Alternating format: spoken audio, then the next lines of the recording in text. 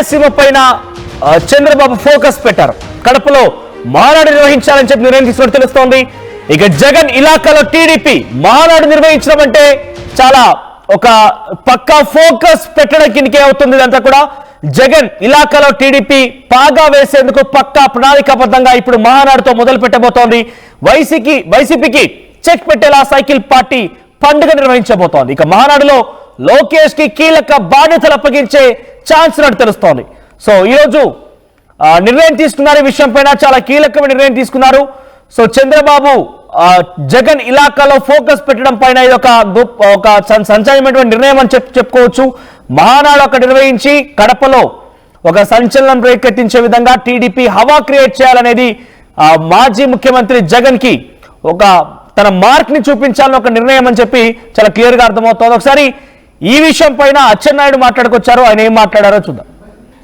ఎప్పటికప్పుడు పాలిట్ బ్యూరో పెట్టాలని, ఎప్పటికప్పుడు స్టేట్ కమిటీ పెట్టాలని, ఎప్పటికప్పుడు ఎమ్మెల్యేలతో సమావేశం అవ్వాలని, నేరుగా మాట్లాడితే ఇంకా రియాలిటీ వస్తుంది, ప్రతి విషయం తెలుస్తుందని, రేపు వినూత్నంగా ముందుకెళ్దామని ముఖ్యమంత్రి గారు పార్టీ అధ్యక్షులు నిర్ణయం చేశారు. ఏది ఏమైనా సరే ఈవేళ జరిగినటువంటి పాలిట్ బ్యూరో ఒక మంచి సార్థకతగా జరిగినటువంటి సమావేశం. అందులో నేను ఊహించలేదు. మేనిఫెస్టో 1:40 ప్రతి వరడు చదివారు.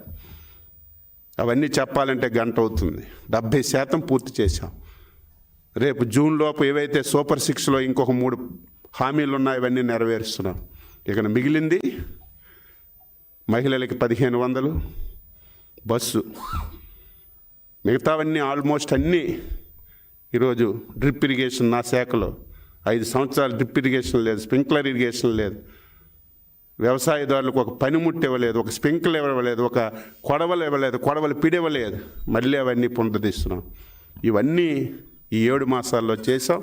రేపు భవిష్యత్తులో ఇంకా ప్రజలు ఆశించిన విధంగా, ప్రజలు కోరుకునే విధంగా మేమన్నీ చేసి ముందుకెళ్తామని ఈ సందర్భంగా తెలియజేస్తూ, ఈరోజు పాలిట్ బ్యూరో మంచి నిర్ణయాలు, ఉపాధ్యాయుల మీద పెట్టిన కేసులు, ఉద్యోగులపైన పెట్టిన కేసులు, ముఖ్యంగా విలేకరుల మీద పెట్టిన కేసులు, మీరు కూడా ఏముంటే మాకు ఇవ్వండి, మేము తెప్పిస్తున్నాం. తెప్పించి కేసులన్నీ ఎత్తడానికి ప్రయత్నం చేస్తాం.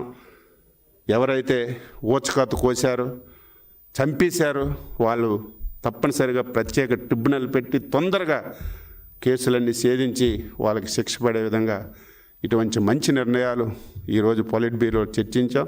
ఇవన్నీ ప్రభుత్వానికి సమర్పించి పరిష్కరిస్తామని చెప్పి సందర్భంగా తెలియజేస్తూ అందరికీ నమస్కారం.